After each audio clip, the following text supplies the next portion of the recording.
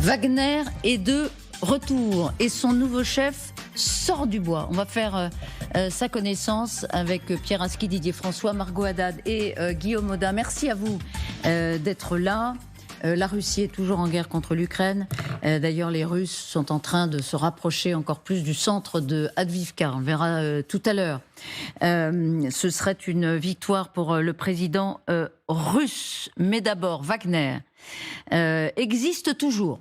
C'est une nouvelle. Et regardez qui est à sa tête.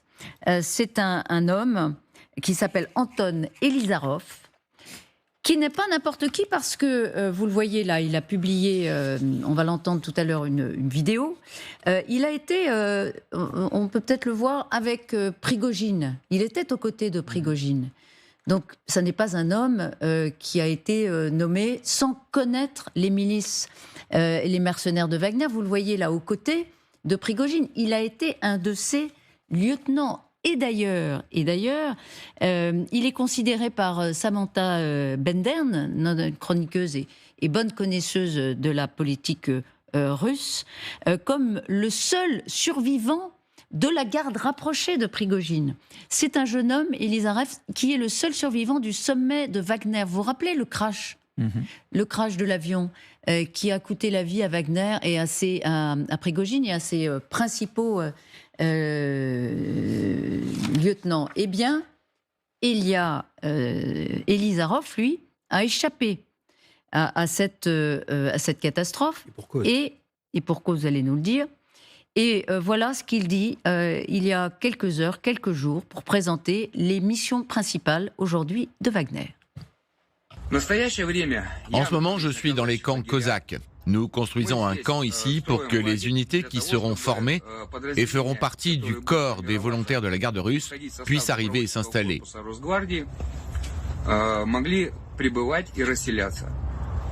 Le camp lui-même, allons-y, je vais vous le montrer.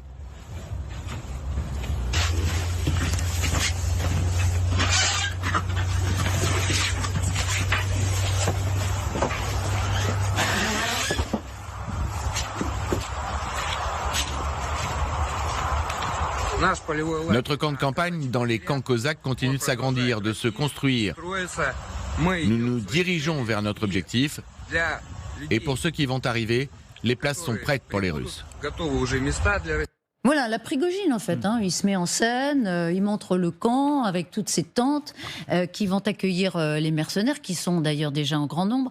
Regardez ce qu'on appelle une fiche d'identité qu'on vous a préparée pour vous présenter encore plus précisément ce jeune homme. Donc, il est né, vous le voyez, dans l'oblast de Rostov en Russie.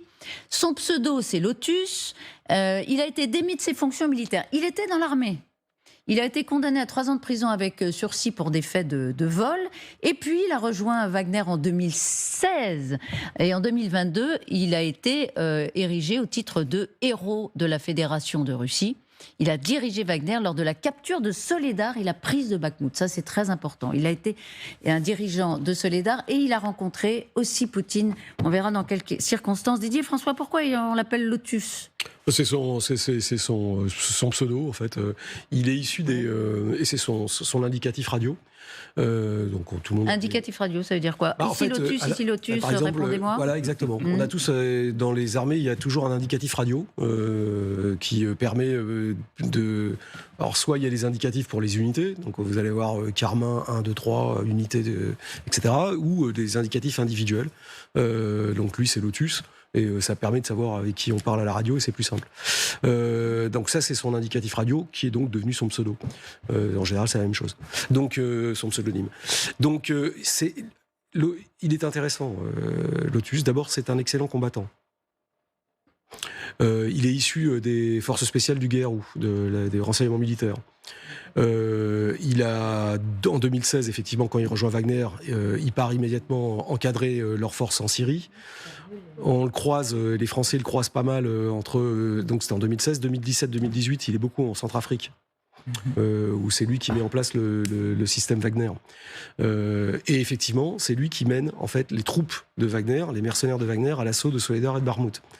Mais ce qui est intéressant surtout, c'est sa position pendant le coup de force c'était le 23 et le 24 juin de Prigojine, où c'est... Vous vous rappelez que le 23, quand le 24 juin au matin, il y a la colonne qui remonte avec Oudkine, qui est le bras droit de Prigojine sur Moscou, Poutine fait un appel aux commandants de Wagner, qui ne veulent pas renverser Poutine, qui veulent juste... et c'est de gens comme lui qu'il parle, qui sont des gens, qui sont des commandants de Wagner, qui font partie de la direction. Il est le numéro 4 de l'organisation. Il fait un appel pourquoi ? Un appel à quoi ? Il fait une déclaration en disant que les commandants de Wagner sont raisonnables. Et que donc il est prêt à ouvrir la discussion avec eux. D'ailleurs, c'est pour ça qu'il rencontrera ensuite l'ensemble des dirigeants, des commandants de Wagner, pour quand ils vont chercher à garder les compétences de Wagner et à liquider Prigojine. Il sera reçu au Kremlin avec d'autres commandants de Wagner comme Zombie ou d'autres.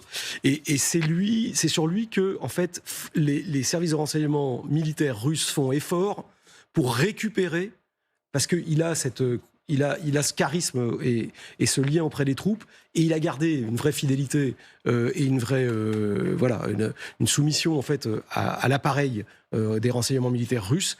Et c'est lui qui va être chargé en fait de ramener une partie des cadres qui sont en Afrique et ailleurs, et de ramener les groupes de Wagner. C'est lui qui va monter la première base en Biélorussie et qui maintenant est en train de la transférer dans la Rosgard pour la mettre sous le contrôle de l'appareil sécuritaire. Et il le dit russe. d'ailleurs dans cette vidéo. Voilà. On appartient à cette grande armée russe. Mais qu'est-ce qu'il a de Prigojine ? Alors, il avait rejoint Prigojine en 2016, puisque à l'époque, rappelez-vous, l'objectif Wagner avait été créé, avait été porté sur les fonds baptismaux par les services de renseignement militaires russes pour pouvoir agir de manière, ce qu'on appelle démarquée, c'est-à-dire sans engager officiellement la Russie, puisque c'était. Mais ils avaient à l'intérieur beaucoup d'anciens ou de détachés des forces spéciales qui, en fait, faisaient des opérations clandestines ou semi-clandestines pour la Russie, mais pour ne pas engager le gabarit. Ce qu'on appelle engager le gabarit, c'est que l'appareil d'État russe ne soit pas directement engagé. Des gens comme Lotus faisaient partie de ces gens qui avaient un pied dehors, un pied dedans. Donc, ils ont à la fois aidé... il était l'adjoint de Oudkine qui était le chef d'état-major de Wagner, mais avec une logique propre de développement. Mais est-ce qu'il a toutes les palettes de Prigojine, qui était à la fois un ancien cuisinier, un mercenaire, un homme d'affaires qui régnait sur des usines de trolls, qui faisait beaucoup d'argent. Est-ce qu'il est ça aussi, lui ? Non, lui c'est un pur militaire des forces spéciales du renseignement militaire, et avec une allégeance réelle à l'appareil d'État. À Poutine. Voilà, mais justement sans ambition politique et sans capacité à faire du business. Il ne va pas partir en vrille. A priori, il est mieux tenu, celui-là. Ouais. Oui, il ne va pas partir en vrille et il ne va pas critiquer à longueur de temps les stratégies militaires des commandants russes. Ce n'est pas son style. C'est plutôt un taiseux, en général. Après, Et est-ce qu'il aura les mêmes méthodes avec les hommes ? C'est-à-dire aller chercher des malfrats, des repris de justice, les mettre en première ligne et leur tirer dans le dos si jamais... besoin il y a peu de chances était. que ça change. Oui. Ça va pas changer, ça. Mercenaire un jour, mercenaire toujours, avec les mêmes redoutables méthodes. Après, on va voir, mais c'est un commandant extrêmement charismatique pour ses hommes, malgré ses méthodes. Donc, il peut imposer un style. C'est ce qu'il avait fait à Barmout et Soledar. Hein. Est-ce que c'est une est-ce que c'est une nouvelle force pour Poutine ? Ce qui perd au passage, c'est ce que Didier décrivait, c'est-à-dire ce qu'on appelle en anglais la plausible deniability, c'est-à-dire le fait de ne pas être le représentant de l'État, mais d'être officieux, vous permet de dire ah ben non, Wagner au Mali, non, c'est pas nous, on connaît pas, on n'a rien fait. Là, maintenant, ils font partie de la garde nationale russe, c'est l'État russe. Et un point, c'est tout. Et d'ailleurs, la façade était, de toutes les manières, peu crédible. Mais en revanche, c'est toujours utile d'avoir une force qui n'opère pas exactement comme une armée régulière et qui est capable de mener, notamment sur les terrains africains, des opérations un peu plus olé olé. On a en ce moment un bon exemple dans un conflit dont on parle très très peu, c'est le Soudan. Oui. Il y avait un écho il y a quelques jours qui était très intéressant.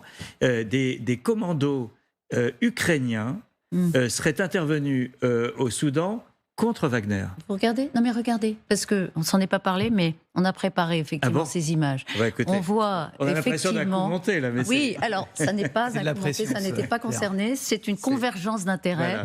Voilà. Regardez cette séquence où on voit effectivement des Ukrainiens au Soudan.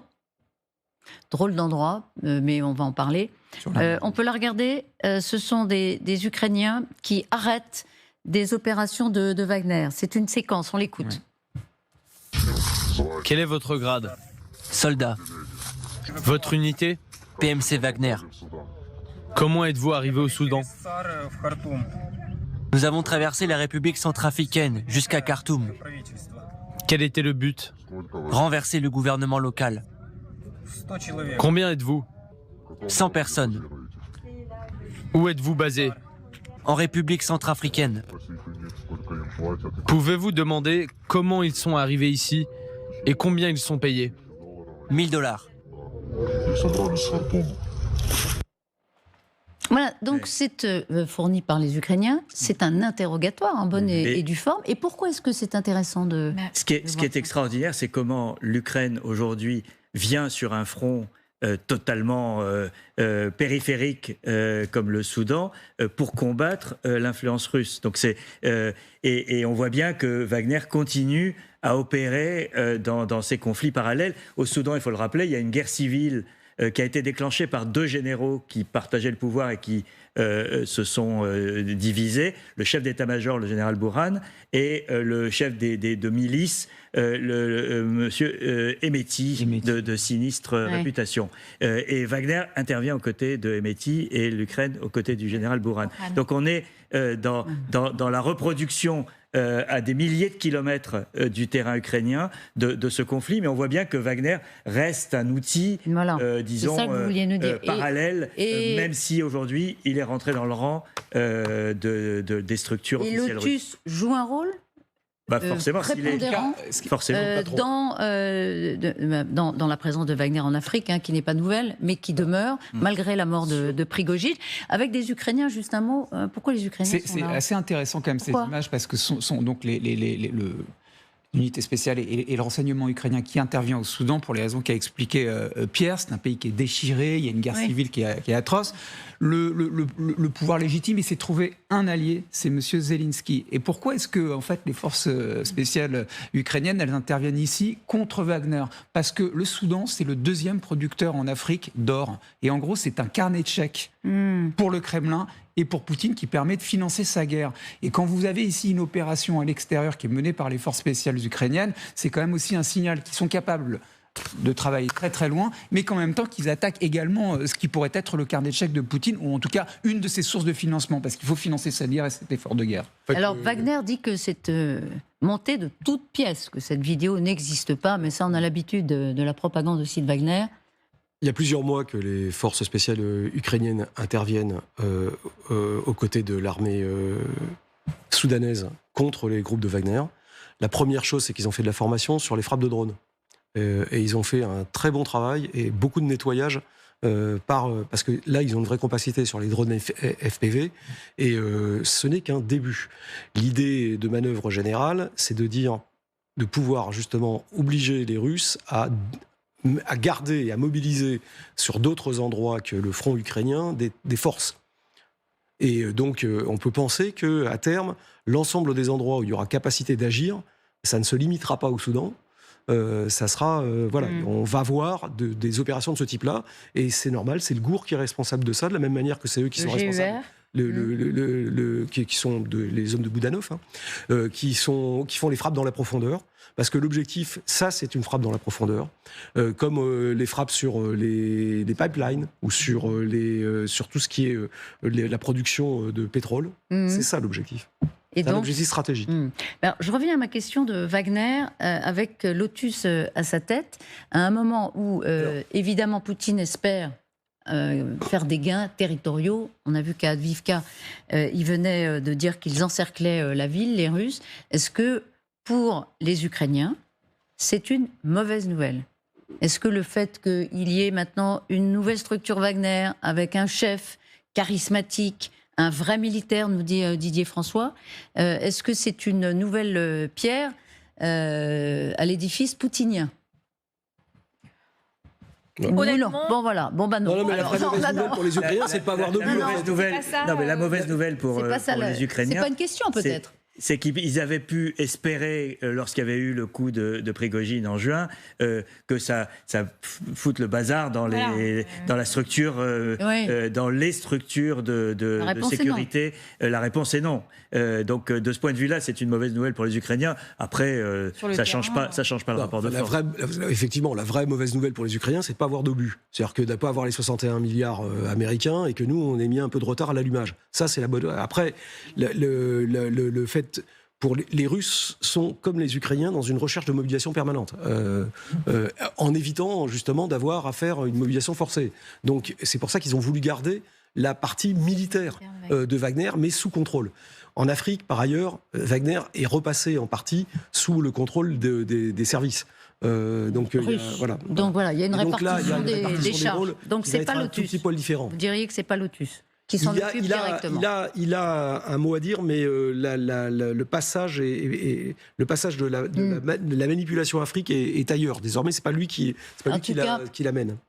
En tout cas, si Lotus a le même goût que Prigojine pour l'exhibitionnisme, on va en entendre parler. Ça n'est qu'une première. On vous tiendra bien sûr au courant.